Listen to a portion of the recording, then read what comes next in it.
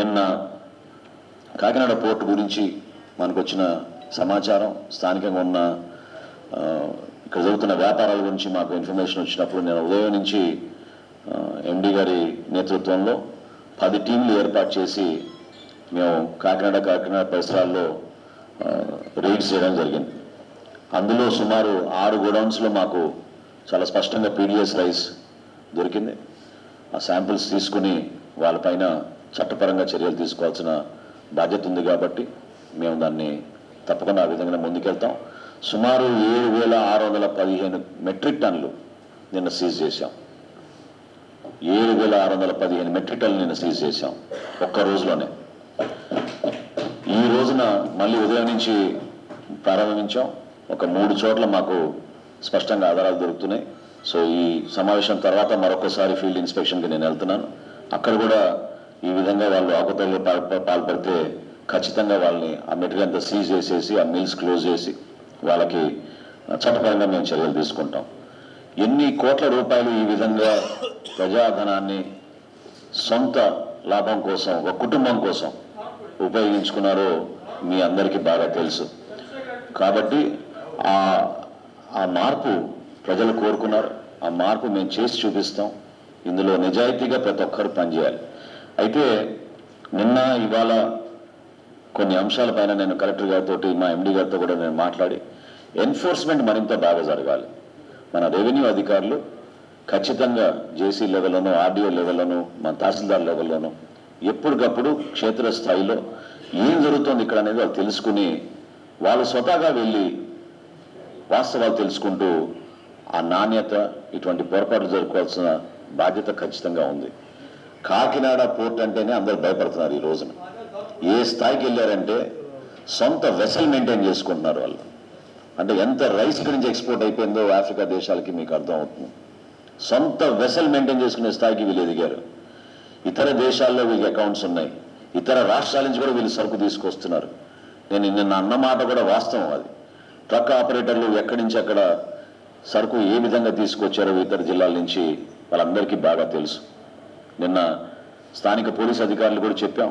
Toll గేట్ల దగ్గర CCTV footage తీసుకుని ఈ గత 10 రోజుల నుంచి, అంటే నా పర్యటన ఉందని తెలుసుకుని ఈ 3-4 రోజుల నుంచి కూడా చాలా స్టాక్స్ లిఫ్ట్ చేసేసారు. సో వీళ్ళందరిపైన కూడా మేము ఆ సమాచారం తెప్పించుకుని తప్పకుండా మేము చర్యలు తీసుకుంటాం. ఎట్టి పరిస్థితుల్లో వదిలేది లేదు. ఇది చాలా పెద్ద కార్టెల్ ఏర్పడ్డారు కాబట్టి మా డిపార్ట్మెంట్ ఒక్కటే సరిపోదు. కాబట్టి తప్పకుండా సమాచారం అంతా సేకరించి ఎవరైతే దీంట్లో పాల్గొన్నారో వాళ్ళ పేర్లు మీ అందరికీ నిన్న చెప్పాం. ఇవాళ కూడా నేను ఈ 2 ఇన్స్పెక్షన్లు పూర్తయిన తర్వాత మీకు పూర్తి స్థాయిలో వివరాలు ఇస్తాను.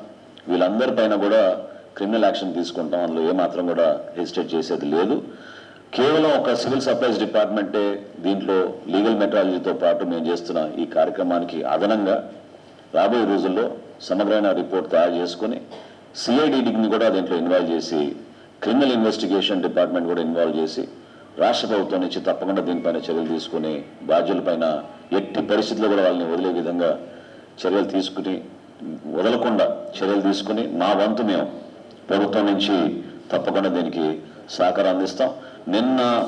నిన్న దొరికిన ఈ పేర్లు చెప్పాల్సిన అవసరం ఉంది ఖచ్చితంగా. ఎందుకంటే మొదటిది లావాన్ ఇంటర్నేషనల్, రెండోది అయ్యప్ప ఎక్స్పోర్ట్స్ అంటున్నారు, అది బీబో వాళ్ళు టేక్ ఓవర్ చేసి నడిపిస్తున్నారు.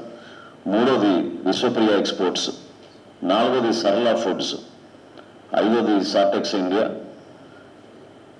ఇంకోటి ఈ విఎస్ రాజు గోడౌన్స్లో మాకు మన ఏపీ సివిల్ సప్లైస్ కార్పొరేషన్ సంబంధించిన ఆధారాలు, అంటే ఈ స్టాక్కి సంబంధించిన స్లిప్స్ అన్నీ కూడా అక్కడ ఉన్నాయి. సరుకు లేదు కానీ అక్కడ గోడౌన్లో మాకు దొరికినాయి. కాబట్టి టాలీ చేసి చూస్తే 2023-24 సంబంధించిన సరుకుగా దాన్ని నిర్ధారించాం. కాబట్టి వాళ్ళపైన కూడా కేసులు పెట్టి ముందుకెళ్తున్నాం. సో ఈ 6 అంశాలు, 6 పేర్లు నేను మీకు వివరించాను. వీళ్ళపైన సీరియస్ యాక్షన్ ఉంటుంది. ఏమాత్రం కూడా తగ్గే ప్రసక్తి లేదు. కొంతమంది చాలా పెద్దవాళ్ళు మాకు అన్ని విధాలుగా సపోర్ట్ ఉందని అనుకుంటున్నారు. ఐఎమ్ సారీ, ఇన్ని రోజులు మీరు చేశారు, ఇప్పుడు మాత్రం జరగదు. ఖచ్చితంగా యాక్షన్ తీసుకుంటాం.